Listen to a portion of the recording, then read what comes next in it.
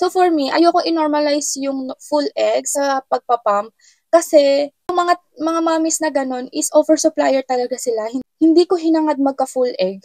Parang nandiyan na lang siya, dumating na lang siya kasi kaka-latch ko kay baby, kaka-pump ko rin, consistent, pati sa mga iniinom at tinitake ko. Kusa siyang nandiyan, hindi ko siya ginol, parang gano'n.